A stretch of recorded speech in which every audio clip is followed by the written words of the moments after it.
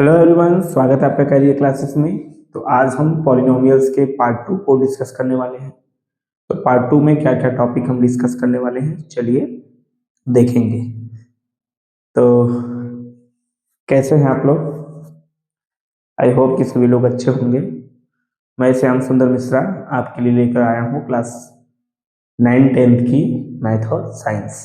तो अभी मेरी back to back math classes चल रही हैं, फिर साइंस क्लासेस भी आपको मिलेंगी। तो चैप्टर्स हम लोग चैप्टर 2 डिस्कस कर रहे थे, पॉलिनोमियल्स। ये है आपका पार्ट 2, पार्ट सेकंड। तो पार्ट सेकंड में हम क्या डिस्कस करने वाले हैं, चलिए देखते हैं। तो पार्ट सेकंड में हम डिस्कस करने वाले हैं geometrical meaning of zeros of polynomial. Geometrical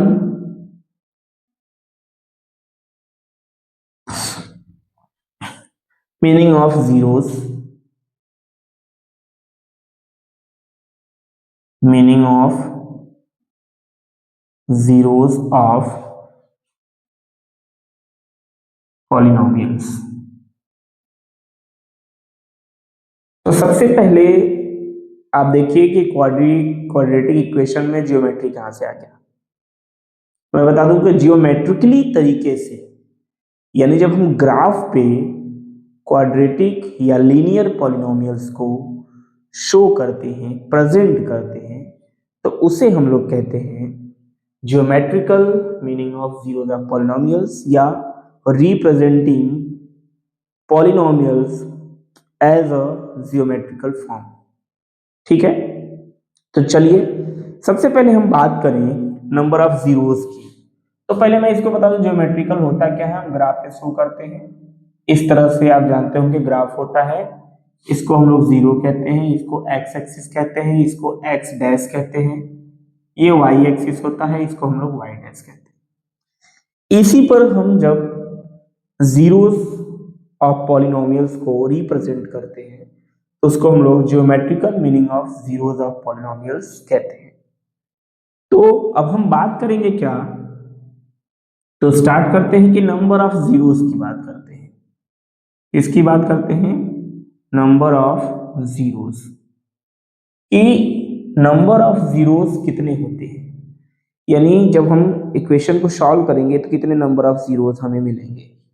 अगर हम बेसिकली बात करें, चलिए हम एक ग्राफ बना देते हैं जैसे इस तरह से।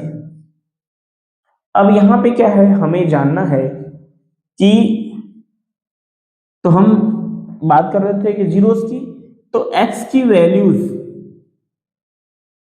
वैल्यू क्या होगी, यानी x के जीरोस क्या होंगे। इसका मतलब है कि जितनी बार ये लाइन x एक्सिस को टच या इंटरसेक्ट या बाइसेक्ट करेगी, टच कर रही है या कट कर रही है, तो एक बार टच कर रही है, दूसरी बार कर रही है और तीसरी बार, तो जितनी बार ये लाइन x एक्सिस को टच करेगी उतने हमारे जीरोस होंगे। तो इसमें कितने जीरोस हो गए, 3 जीरोस हो गए। कितने जीरोस हो गए, 3 जीरोस हो गए। नंबर कोई भी हो उससे कोई मतलब नहीं है, नंबर कुछ भी, जो नंबर होगा, यानी जब इसमें नंबर हम डिनोट कर देंगे, इधर पॉजिटिव नंबर इधर डिनोट कर देंगे, इधर नेगेटिव नंबर डिनोट कर देंगे, तो जिस नंबर पे टच करेगा वो नंबर लिख लेंगे।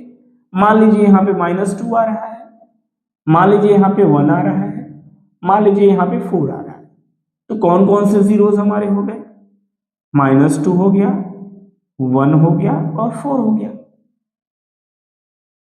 तो 3 जीरोस हुए कि नहीं हुए। अब इसको अगर एक्स वाई से रिलेट करें तो हमने बताया था कि जब भी हम लिखते हैं तो एक्स और वाई इस तरह से होता है। तो अगर एक्स यहाँ पे -2 है तो वाई क्या है, वाई जब भी अगर हम एक्स एक्सिस पे वाई को लेते हैं, जब भी हम क्या लेते हैं एक्स एक्सिस पे वाई को लेते हैं, तो वाई हमेशा 0 होता है। दूसरे में क्या हो गया 1 0, तीसरे में क्या हो गया 4 0, इस तरह से होता है। यानी ये 0 0 क्यों आ रहा है, क्योंकि y जो है हम x एक्सिस पे लेंगे। जब x एक्सिस पे y हमेशा 0 होता है और y एक्सिस पे x हमेशा 0 होता है। तो यहाँ पे हम x एक्सिस पे ले रहे हैं तो x हमेशा क्या, x क्या हो जाएगा, नंबर हो गया। जहां जहां आपका ये कर्व या लाइन टच की है वो पॉइंट्स आपने लिख लिया और y को जीरोस दिखा दिया। तो zeros of polynomial on graph paper या ग्राफ पे हम कैसे पता करते हैं, इस तरह से पता करते हैं। ठीक है, बहुत ही आसान होता है। ठीक है, अभी देखिएगा इससे रिलेटेड क्वेश्चन होंगे कि एक्स एक्सिस को कोई भी लाइन कितनी बार टच कर रही है या इंटरसेक्ट कर रही है या कट कर रही है, उसी को हम लोग क्या कहते हैं, जीरोस कहते हैं। कि कितने जीरोस होंगे, तो जितनी बार कट करेगी उतने जीरोस। 5 टाइम टच करेगी 5 जीरोस, 4 टाइम टच करेगी 4 जीरोस, 3 टाइम टच करेगी 3 जीरोस, 2 टाइम टच करेगी 2 जीरोस, 1 टाइम टच करेगी 1 जीरोस, 10 टाइम टच करेगी 10 जीरो। जितनी बार टच करेगी, जैसे मान लीजिए ये लाइन है, ठीक है, ये ऐसे ऐसे जा रही है। भैया बताइए कितनी बार टच की, 1 2 3 4 5 6 7 8, इसके 8 जीरोस हो जाएंगे।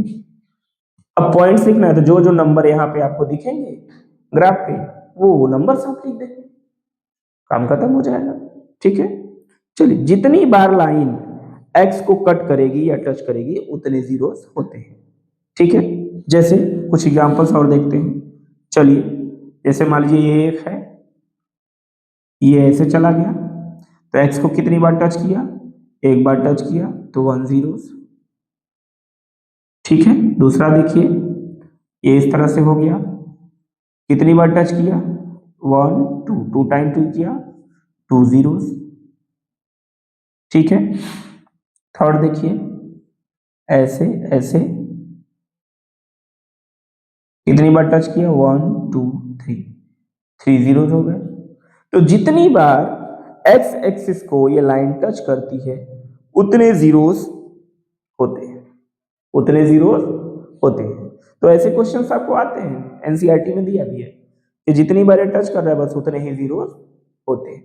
इसे हम लोग क्या कहते हैं, number of zeros on graph, या जियोमेट्रिकल मीनिंग, या जियोमेट्रिकली हम जीरोस कैसे फाइंड करते हैं, तो ये इस तरह से फाइंड करते हैं। है समझ में, बहुत ही आसान है। जब ग्राफ पेपर पे यहाँ नंबर दिया, मैंने बता दिया ये नंबर दिया रहेगा, जैसे ये मैंने बताया नंबर दिया रहेगा तो वही नंबर आप लिख देंगे, हो जाएगा। ध्यान रहे कि x एक्सिस पे y हमेशा जीरो होता है और y एक्सिस पे x हमेशा जीरो होता है, ये चीज आपको ध्यान होना चाहिए। क्लियर, ओके, आगे चलते हैं।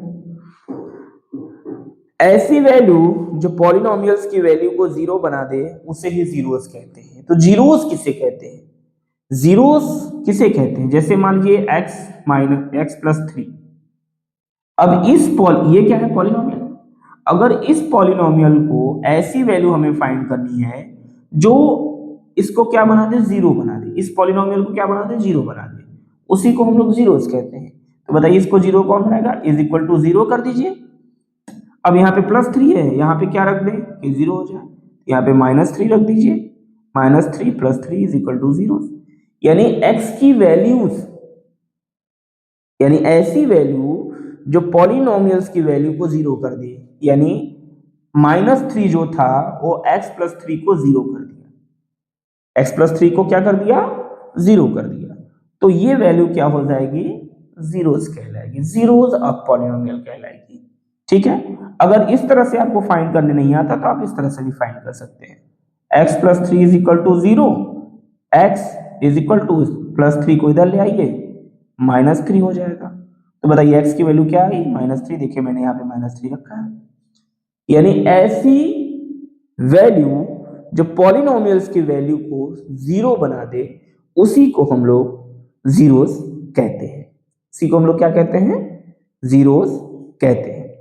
चलिए कुछ इक्वेशंस हम दिखाते हैं जीरोस निकालकर, इससे आपको ये क्लियर हो जाएगा। ठीक है, इतना क्लियर हो गया। चलिए, बहुत ही आसान है ये चैप्टर, क्या है, बहुत ही आसान है ये चैप्टर, कुछ भी टफ नहीं है। आप किसी भी ऑनलाइन प्लेटफॉर्म पे पढ़ लीजिए, जितना आसान आपको हम बता दे रहे हैं, जितनी आसान भाषा में समझा दे रहे हैं, मिलेगा नहीं जल्दी। चलिए, जैसे एक क्वेश्चन हम लेते हैं 2x - 5, 2x - 5, ये क्या है, एक पॉलिनोमियल है। अब इस पॉलिनोमियल्स को हमको क्या बनाना है, जीरोस बनाना है। क्या बनाना है, जीरो बनाना है, यानी x की वैल्यू हम क्या रख दें कि जीरो आ जाए। ठीक है, तो इसको देखिए दो तरह से सॉल्व कर सकते हैं, मैं आपको दोनों तरीका बताऊंगा। पहली चीज मैंने आपको पिछले वीडियो में भी बताया है कि यहाँ पे x है और हमें यहाँ पे लाना है -5, ये -5 है, यहाँ पे लाना है +5, +5 लाएंगे तो ये जीरो हो जाएगा। ठीक है, चलिए देखिए इस 2 को हटाना है और यहाँ +5 लाना है। इस 2 को हटाने के लिए हम 2 से डिवाइड करेंगे और x की जगह 5 लिखेंगे। तो अगर हम 2 इंटू 5/2 लिख दें तो 2 से 2 कट गया। ठीक है, +5 और -5 क्या हो गया, जीरो, यानी x की वैल्यू क्या आ गई, 5/2 आ गई। अगर आपको ऐसे नहीं समझ में आता तो एक और तरीका है, 2x - 5 is equal to 0। 2x इसको इधर ले आइए, -5 है, +5 हो जाएगा, फिर x को यहीं छोड़ दीजिए। 2 और x क्या है, 2 इंटू एक्स है, मल्टीप्लाई है, जब इधर आएगा तो डिवाइड हो जाएगा। तो 5 ऑलरेडी यहाँ पे है, 2 जब डिवाइड में आएगा तो 5/2। देखिए 5/2 तब भी आया, 5/2 तब भी आया। तो जिस तरीके से आपको समझ में आया आप वैसे कर सकते हैं, कोई दिक्कत नहीं है। LHS RHS से भी कर सकते हैं और डायरेक्टली यहाँ अगर थिंकिंग पावर आपकी अच्छी है तो ऐसे भी कर सकते हैं। तो इसको सॉल्व करना बहुत ही आसान होता है। तो ज्योमेट्रिकल मीनिंग देखा जाए इस बेसिस पे हमारे 3 केस बनते हैं। कितने केस बनते हैं, 3 केस, यानी 3 केस के क्वेश्चन बनेंगे नंबर ऑफ जीरोस फाइंड करने के लिए। तो नंबर ऑफ जीरोस यानी x की वैल्यू या किसी भी पॉलिनोमियल्स की वैल्यू जीरो लाने के लिए हमारे पास 3 केसेस हैं। तो केस नंबर फर्स्ट की बात करें तो केस नंबर फर्स्ट में क्या आएगा, तो एक लाइन लिखिएगा, here the graph cuts, here the graph cuts, here the graph cuts x axis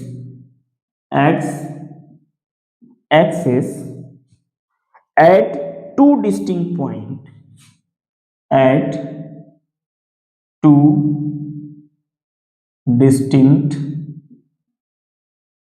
point A and A dash, यानी 2 पॉइंट पे कट करें।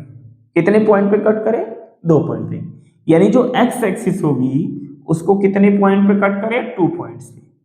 चलिए ये हो गया y, इसे नीचे y डैश लिखते हैं, ये हो गया x, इसको x डैश लिखते हैं।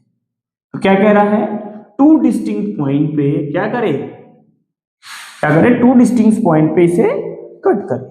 तो 2 डिस्टिंक्ट पॉइंट पे अगर कट कर रहा है तो कुछ इस तरह से भी हो सकता है। देखिए एक यहाँ पे कट किया, एक यहाँ पे कट किया, तो जितने जगह पे कट किया उतने ही जीरोज होंगे। 2 जगह पे कट किया, 2 प्लेसेस पे कट किया, 2 जीरोज हो गए। इस तरह से भी हो सकता है। अब ये ग्राफ कैसे भी हो सकता है, बस 2 पॉइंट पे कट करना चाहिए। देखिए यहाँ भी 2 जीरोज हो गए कि नहीं हो गए, बिल्कुल हो गए। ठीक है, ये केस नंबर 1 हो गया। तो केस नंबर 1 कहता है कि 2 पॉइंट पे क्या करना चाहिए, कट करना चाहिए। केस नंबर 2 क्या कहता है, केस 2 कहता है कि 1 पॉइंट पे कट करना चाहिए। कितने पॉइंट पे कट करना चाहिए, 1 पॉइंट पे। चलिए तो 1 पॉइंट पे कट करना चाहिए, देखिए यहाँ पे कट किया, 1 जीरोज हो गया। ठीक है,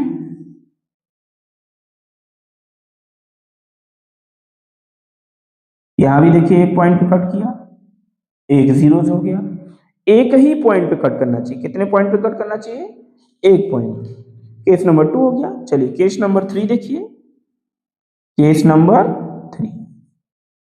ठीक है, केस नंबर 3 में क्या होगा, कट ही नहीं करेगा। केस नंबर 3 में क्या करेगा, या तो ऊपर से चला जाएगा या तो नीचे से चला जाएगा। तो इसमें कितने जीरोज हो गए, 0 जीरोज हो गए। कितने जीरोज हो गए, 0 जीरोज हो गए। तो 3 केस के question number of zeros on geometrical basis पे आते हैं। 3 तरह के क्वेश्चन आते हैं।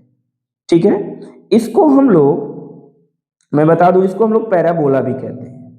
क्या कहते हैं, पैराबोला। पैराबोला क्यों, या तो 2 जीरोज होंगे, या तो 1 जीरोज होंगे, या तो 0 जीरोज होंगे। क्या होंगे, या तो 2 zeros first case, case number 1, 1 zeros case number 2, और 0 जीरोज केस नंबर 3, यानी 3 केस के क्वेश्चंस आते हैं 2 1 0 या 0 1 2। 0 1 2 सभी याद रख सकते हैं, 0 1 2 इसको हम लोग क्या बोलते हैं, पैराबोला बोलते हैं। क्वाड्रेटिक पॉलिनोमियल के का जो ग्राफ बनता है, यानी क्वाड्रेटिक पॉलिनोमियल का जो ग्राफ बनता है उसको हम लोग, वो पैराबोला होता है। क्वाड्रेटिक पॉलिनोमियल का जो ग्राफ बनता है वो पैराबोला होता है।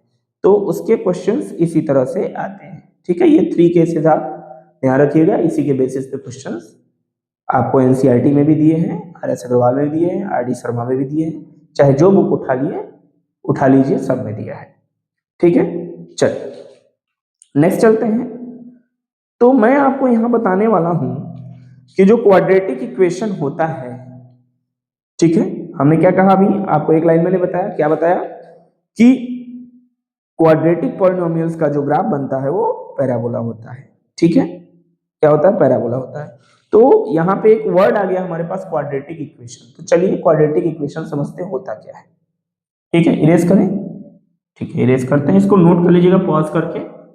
नोट्स भी बना सकते हैं आप इससे इजिली, नहीं तो मैं बाद में आपको पीडीएफ के फॉर्म में नोट्स को प्रोवाइड कर दूंगा। ऐसा नोट्स प्रोवाइड करूंगा जो किसी किताब में इतना ऑर्गेनाइज नहीं मिलेगा आपको, किसी भी बुक में इतना ऑर्गेनाइज नहीं मिलने वाला है जैसा नोट्स मैं आपको देने वाला हूं।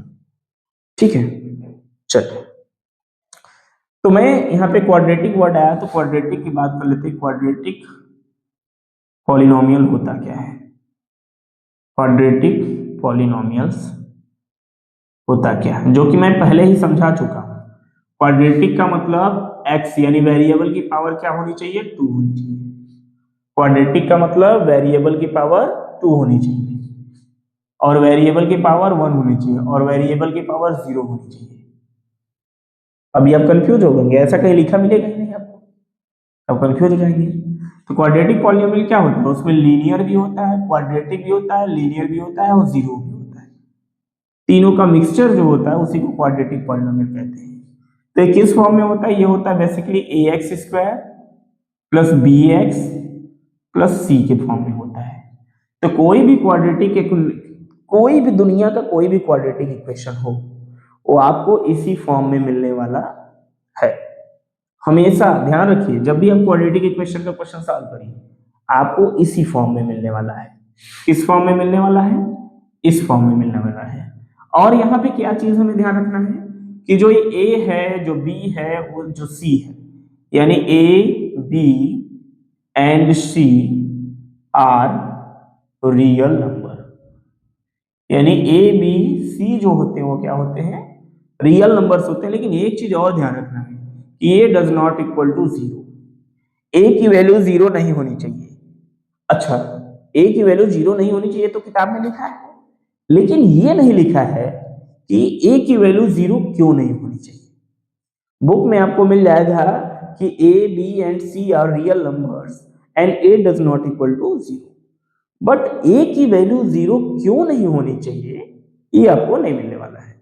तो a की वैल्यू 0 क्यों नहीं होनी चाहिए, अगर हम a की वैल्यू 0 रख दें, यानी ax square plus bx plus c, अगर a की वैल्यू 0 रख दें तो a 0 into x square plus bx plus c, यानी ये क्या हो गया, 0 का मल्टीप्लाई अगर एक्स स्क्वायर में करेंगे तो ये 0 बन गया।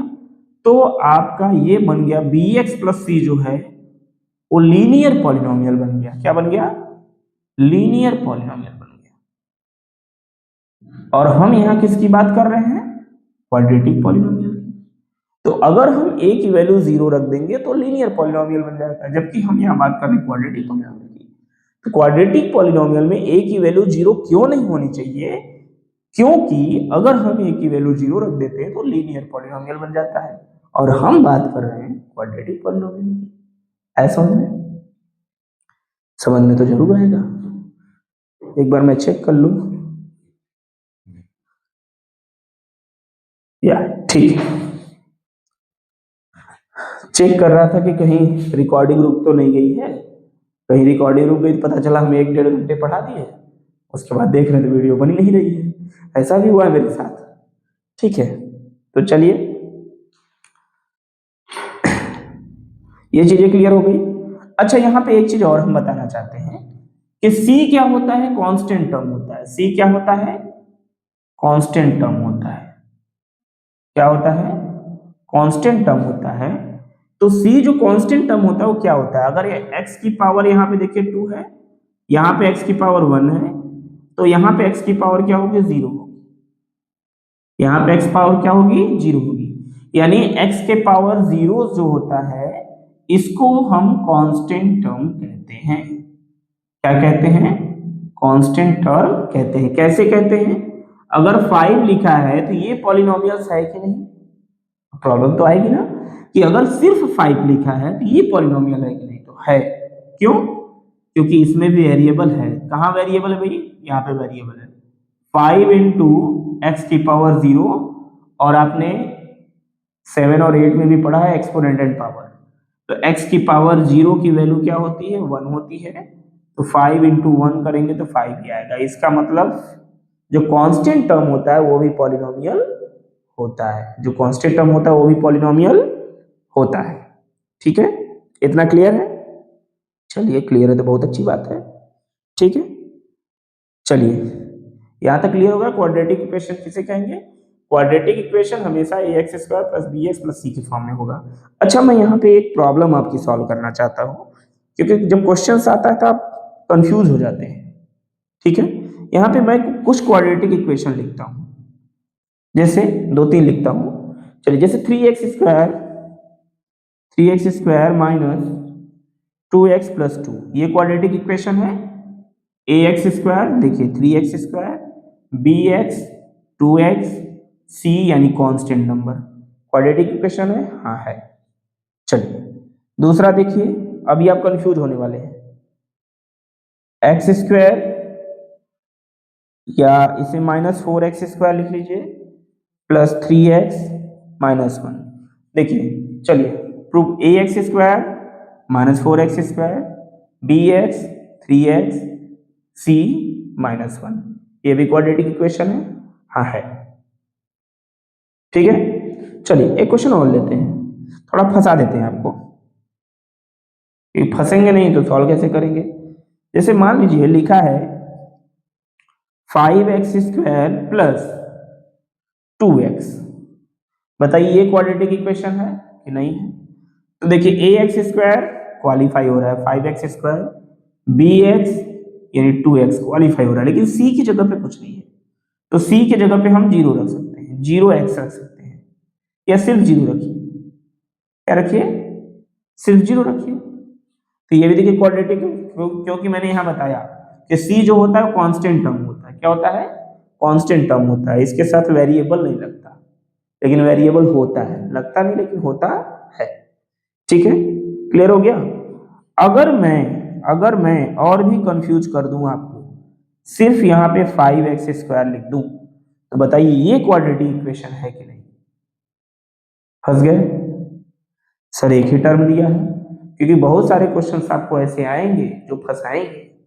ठीक है, तो 5x भी क्वाड्रेटिक इक्वेशन है, यहाँ पे लिख लीजिए क्या, यहाँ पे लिख दीजिए bx लिखना है तो यहाँ पे 0x लिख लीजिए, और यहाँ पे 0 लिख दीजिए। देखिए क्वाड्रेटिक इक्वेशन हो गया कि नहीं, बिल्कुल हो गया। क्योंकि यहाँ पे बोला है कि a की वैल्यू 0 नहीं होनी चाहिए, b की और c की वैल्यू 0 हो सकती है। क्या बोला है कि a की वैल्यू 0 नहीं होनी चाहिए, b और c की वैल्यू तो 0 हो ही सकती है ना। तो ये क्वाड्रेटिक इक्वेशन हो गया। तो कोई भी इक्वेशन अगर सिर्फ ऐसा लिखा है वो भी क्वाड्रेटिक इक्वेशन है। कैसे है, ऐसे है, कैसे है, ऐसे है। क्लियर हो गया। चलिए अब हम नेक्स्ट टॉपिक की तरफ चलते हैं, देखते हैं। अरे बहुत सारी चीजें हैं बेटा, समझ जाओगे तो मजा आ जाएगा। है ही कुछ नहीं, दम नहीं है इस चैप्टर में बहुत ज्यादा। दम तो है, लेकिन कब, जब आपको समझ में ना आए तब तो दम है, लेकिन समझ में आ गया तो दम नहीं है ना।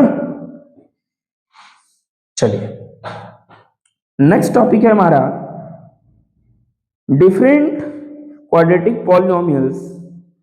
इट मींस कि how to find zeros of different quadratic polynomials, कि अलग अलग क्वाड्रेटिक पॉलिनोमियल्स के जीरोस कैसे फाइंड करें। अलग अलग अलग अलग पॉलिनोमियल्स, क्वाड्रेटिक पॉलिनोमियल्स, अलग अलग क्वाड्रेटिक पॉलिनोमियल्स के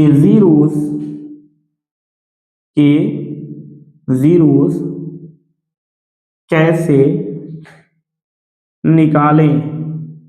अब यहाँ ये मत सोचा कि मुझे इंग्लिश नहीं आती, मुझे इंग्लिश आती है। You can write here find the zeros of different quadratic polynomials. How to find the different zeros of quadratic polynomials? तो डाउट में मत रहना, हिंदी लिख दिया ताकि तुम भी समझ पाओ। मेरे समझने से कुछ नहीं होने वाला है, मैं तो समझ ही चुका हूं, समझना तो आपको है। ठीक है, चलिए जीरोस निकालना। जीरोस निकालना मतलब क्या, ध्यान से समझिए, बार बार आप कंफ्यूज हो सकते हैं। जीरोस निकालना मतलब कोई भी क्वाड्रेटिक पॉलिनोमियल्स लिखा हो उसको जीरो कर दीजिए, उसकी वैल्यू को क्या कर दीजिए, जीरो कर दीजिए, वही आपका जीरोस ऑफ पॉलिनोमियल्स हो जाएगा। ठीक है, चलिए जैसे, चलिए क्वेश्चन लिखते हैं x square minus to, x square minus to. अब यहाँ पे आपको एक्स स्क्वायर माइनस टू, ये एक पॉलिनोमियल है, क्या है, क्वाड्रेटिक पॉलिनोमियल, पावर क्या है, टू है ना, पावर टू है तो क्वाड्रेटिक पॉलिनोमियल है, पावर टू है तो क्या है, क्वाड्रेटिक पॉलिनोमियल है। चलिए थोड़ा रेस्ट कर लीजिए, थोड़ा रिफिल कर ले। डार्क नहीं चलेगा तो कहेंगे सर ऐसा आप लिखते हैं, कुछ समझ में नहीं आता।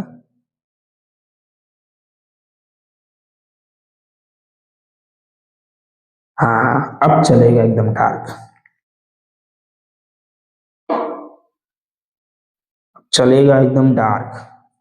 चलिए बेटा ठीक है, एक्स स्क्वायर माइनस टू, यहाँ पे हमें क्या करना है, इस इक्वेशन को जीरो करना है, एक इक्वेशन को जीरो करना है तो एक्स स्क्वायर माइनस टू लिखा है। ठीक है, अब क्या कर सकते हैं, x square minus two is equal to zero, x square is equal to minus two को इधर ले आइए, क्या हो जाएगा, प्लस टू, तो एक्स इज इक्वल टू क्या हो जाएगा, एक्स इज इक्वल टू क्या हो जाएगा, प्लस माइनस रूट में टू, क्या आ जाएगा, प्लस माइनस रूट में टू, यानी एक्स की वैल्यू क्या क्या आ गई, माइनस रूट टू और प्लस रूट टू, क्या आ गई, माइनस रूट टू और प्लस रूट टू। चलिए दिखाते हैं कैसे, अब प्रूफ भी कर दें, नहीं आप सोचेंगे सर ये आया कैसे। अच्छा ध्यान, एक चीज यहाँ आपको कंफ्यूजन होती है, ये रूट कहाँ से आ गया बेटा, ये जो एक्स स्क्वायर है, जब एक्स स्क्वायर को हम एक्स लिखते हैं तो ये स्क्वायर इधर आ जाता है, जब ये स्क्वायर इधर जाता है ये रूट टू हो जाता है। यार कि टू टू जब फोर नहीं करेंगे, बल्कि हम टू को रूट में ले आएंगे, इसमें ले आएंगे, रूट में ले आएंगे। अब चलिए मैं प्रूव कर देता हूँ कि ये एक्स की दोनों वैल्यू सही है या गलत है। चलिए प्रूव कर देता हूँ, एक्स स्क्वायर माइनस टू, अब पहले हम माइनस रूट टू को ले लेते हैं, क्या ले लेते हैं, माइनस रूट टू को, तो minus root two into minus root two और माइनस टू, रूट टू क्या आ जाएगा, टू आ जाएगा, अब माइनस माइनस प्लस हो जाएगा, तो two minus two is equal to zero आ गया। वाह बिल्कुल सही है। चलिए दूसरा भी प्रूव करा देते हैं। ठीक है, root two into root two minus two, root two into root two, तो root two into root two क्या होता है, सिर्फ टू होता है, ध्यान रखिए, और minus two is equal to zero. इसका मतलब ये दोनों वैल्यू क्या है, सही है, क्या है, सही है। वाह भाई सही है।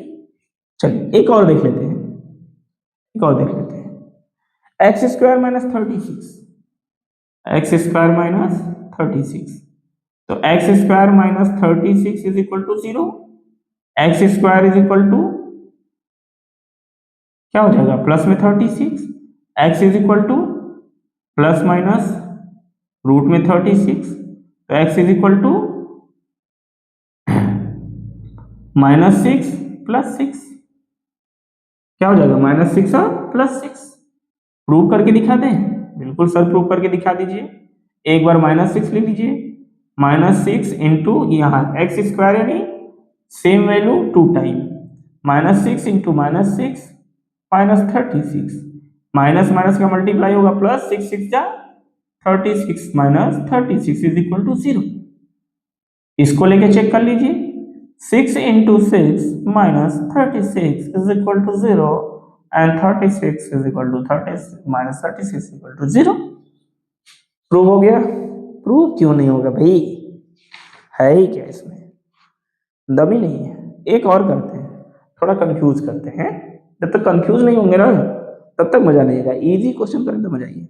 X square minus 3x, x square minus 3x निकालिए, फाइंड करिए। चलिए, जब ऐसे आ जाए, ऐसे क्वेश्चंस आ जाए तो क्या करना है, तो ऐसे क्वेश्चंस आ जाए तो कुछ नहीं करना है, कॉमन ले लेते हैं। क्या ले लेते हैं? कॉमन लेते हैं। एक्स इसमें भी है, एक्स इसमें भी है, एक्स कॉमन ले लो, एक्स माइनस 3 हो गया। तो x की वैल्यू, इस x की वैल्यू तो डायरेक्ट 0 लिख लो, और x minus 3 is equal to 0 and x is equal to 3। तो इसके जीरोस क्या हो गया? 0 और 3। क्या हो गया? 0 और 3। आ गया समझ में? बिल्कुल सर, आ गया समझ में। एक और कर लेते हैं, एक और कर लेते हैं, ठीक है। मन ही नहीं करता, वो लालच आ जाती, लालच। 2x square minus 9x, 2x square minus 9x। तो इसमें क्या कर सकते हैं? कॉमन ले सकते हैं, दोनों में x है। हाँ सर, x है दोनों में, x कॉमन ले लीजिए, क्या बचा? 2x minus 9। तो x, ये जो x है इसकी तो 0 मान ही लीजिए, और यहाँ क्या बचा? 2x minus 9 is equal to 0, 2x is equal to plus 9, ये इधर आ जाएगा, और x इज इक्वल टू 9/2।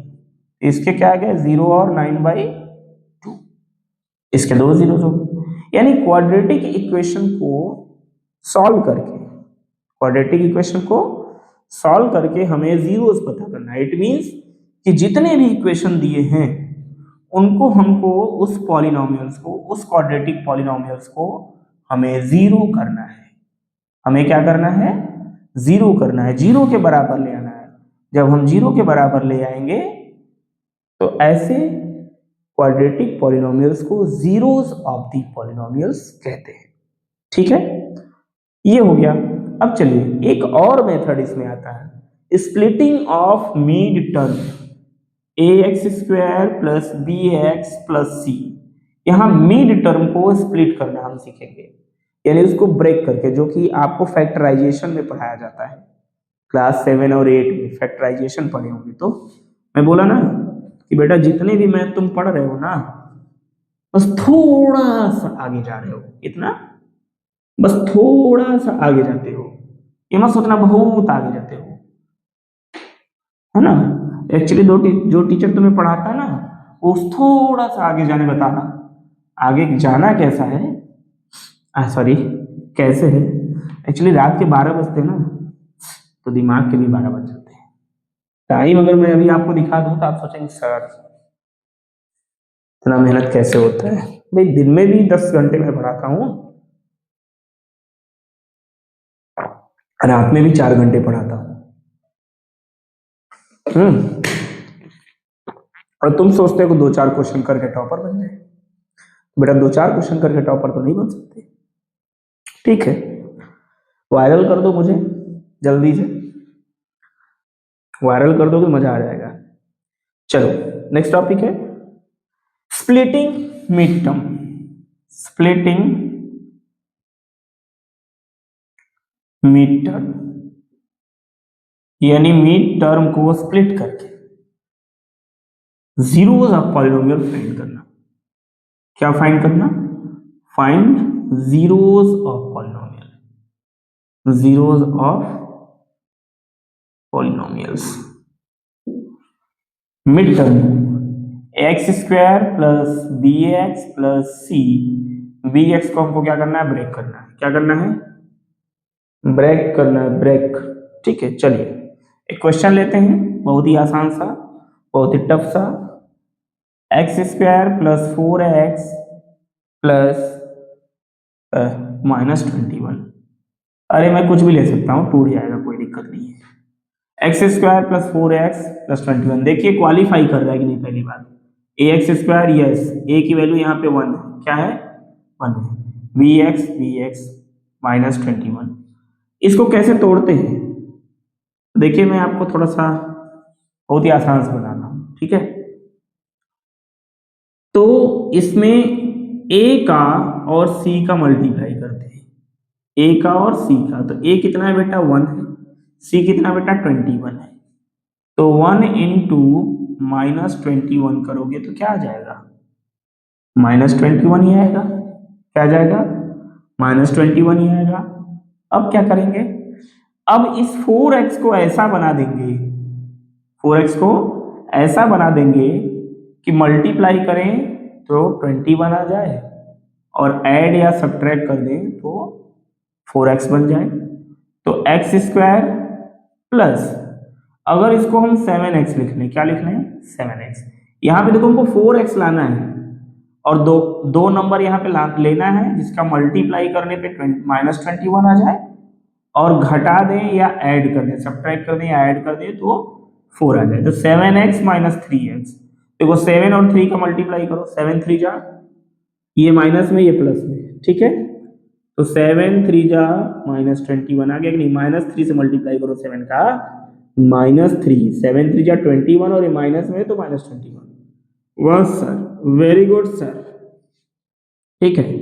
अब क्या करना है बेटा, कुछ नहीं, पेयरिंग कर दो, दो का पेयरिंग कर दो। चलो, इसमें एक्स स्क्वायर है, इसमें एक्स है, एक्स कॉमन ले सकते हैं, हाँ सर ले सकते हैं। एक्स कॉमन लोगे तो एक्स स्क्वायर को एक्स से डिवाइड करो बेटा, 2 यहाँ पे क्या है, एक्स स्क्वायर का मतलब क्या होता है एक्स इंटू एक्स, और बाई में क्या है एक्स, एक्स एक्स कट गया, बचा क्या बेटा एक्स, यहाँ पे एक्स प्लस 7 माइनस, इसमें 3 कॉमन लो, 3 से ये कट रहा है ना, 3 कॉमन ले लो तो बचा क्या बेटा एक्स, और माइनस माइनस प्लस 7।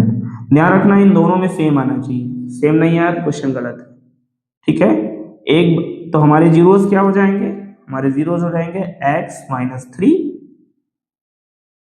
और x प्लस 7, लेकिन अभी जीरोस नहीं आया, जीरोस कैसे लाएंगे, इसको सॉल्व करो।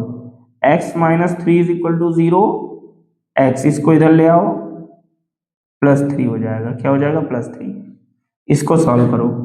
x plus 7 is equal to 0, x is equal, इसको इधर ले आओ, -7 हो जाएगा। तो हमारे जीरो क्या आ गए 3 और -7, क्या आ गए 3 और -7, यानी 3 या -7 तुम इसमें रख दोगे इसमें, तो आंसर जो आने वाला है वो 0 के बराबर आ जाएगा, आ जाएगा, आ जाएगा, ठीक है। x की वैल्यू 3 रखोगे, 4 3 जा 12, 3 3 जा 9, 12 और 9 21, सॉल्व हो गया। तो इस तरीके से हम मिड टर्म को स्प्लिट करते हैं और स्प्लिट करके फिर उससे जीरोस फाइंड करते हैं, ठीक है। अब हमारे पास एक टॉपिक जो सबसे इंपॉर्टेंट टॉपिक है ना, अभी तो हम चैप्टर की एक तरह से को शुरुआत, बेसिक चीजें आपको बता रहे थे। इस चैप्टर में बेसिकली आपको क्या पढ़ना है, relationship between the zeros of the polynomial. क्या पढ़ना है, रिलेशनशिप बिटवीन द जीरोस। इस रिलेशनशिप को समझना सबसे ज्यादा जरूरी है। मेनली तो हमें वही पढ़ना है, लेकिन ये सारी चीजें, इसके पहले मैंने 48 मिनट का एक वीडियो बनाया है जो कि इंट्रोडक्टरी ही है, एकदम एक एक चीज। आप 6 7 8 में क्या पढ़े नहीं पढ़े कोई दिक्कत नहीं, मत पढ़ो, एकदम जीरो रहो तो भी कोई दिक्कत नहीं है। तो मेरे वीडियोस को बस 9 10th के वीडियो देख लो, 6 7 8 9 में क्या पढ़ा तुमने कोई मतलब नहीं है, कोई दिक्कत नहीं है, बस तुम 10th की वीडियो देख लो, सारी चीजें क्लियर हो जाएंगी। एक एक चीज मैं फिर से बेसिक से समझा दिया हूं, ठीक है। तो ये आपका, ठीक है। नेक्स्ट टॉपिक हम थर्ड पार्ट में पढ़ेंगे क्योंकि वीडियो बहुत लंबी हो जाएगी और पढ़ने में बोरिंग लगेगा। तो इतना रिवीजन आज कर लीजिए, फिर थर्ड पार्ट में हम चैप्टर को लगभग, थर्ड क्या हमको लगता है 4th 5th पार्ट जाएगा, क्योंकि मैं बहुत डिटेल में लेके चल रहा हूँ, क्योंकि अगर मैं लाइटली बताऊंगा तो आपको चीजें समझ में नहीं आएंगी। तब तक के लिए जय हिंद, जय भारत।